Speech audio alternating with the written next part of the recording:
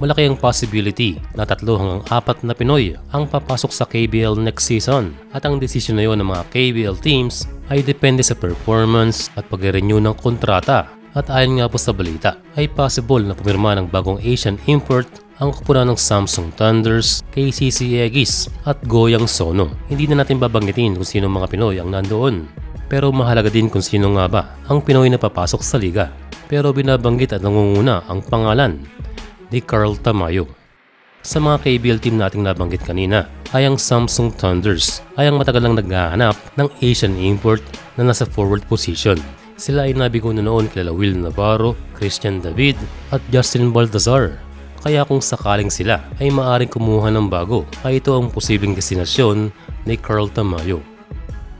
Kung hindi siya masyadong nagamit sa B-League ay magandang option ng KBL para sa kanyang development at opportunity. Kung sakaling siya ay matuloy sa Korea, siya na ang pinakamatangkad na Pinoy na nakapaglaro sa liga ng mga OPA. Doon natin malalaman kung gaano nga ba kagaling mag-handle ng small forward ang South Korea. Although proven na sa guards na kung saan lumabas ang game nila Abando, Abarientos, Bilangel, and even the underrated Justin Gutang. Akala noon ay maagang aalis ng liga pero hindi siya sinukuan ng coach at dahan-dahang lumabas ang kanyang potential at isa na ngayong solid na Pinoy sa liga ng Korea. Nagpasiklab na naman si Justin matapos mag 360 nung isang araw. Ang importante sa ngayon ay nagkakaroon ng opportunity ang ating mga kababayang Pilipino na sa national team man o wala. Kaya kung sino man ang papasok sa KBL ay ating suportahan. Noon tayo binigla ng Japan B-League na ito isa na palang pagkalaki-laking liga. Ngayon palang LSB reminded na mataas din ang pangarap ng IBL ng Indonesia. Sabihin na natin na hindi lahat ng Pilipino ay mataas ang tingin sa liga na yan. Pero sa kanilang ginagawang hakbang ngayon na sinimulan din noon ay nagkakaroon na ng magandang resulta. Sa kanilang website ay sinasabing legacy for the future at gayon din ang kanilang journey.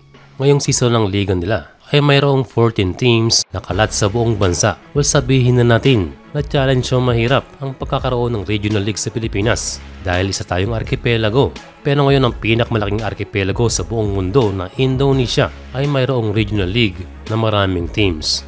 Sa upgrade ng Indonesia, ang bawat team ay pwede na magpasok ng 3 world import kada season at mukhang gumagastos talaga ang mga teams dahil nagpapasok na sa kanilang liga ang malalakas na import at ngayong season ay 8 ex-NBA ang naglalaro. So the teams are getting quality imports kaya hindi na rin tayo magtataka na mabalita na maglalaro daw ang ating naturalized at kababayan si Justin Brownlee. Hindi man kumpirmado sa ngayon pero balita rin na maglalaro si JB muna sa labas habang naghihintay ng next conference. Nabalita din naman si Brownlee sa Indonesia. Kung sakali daw na ito ay maglaro doon, ang posibleng destinasyon ay Satria Muda nila Grahita at Pilita Jaya nila Casey McDaniels.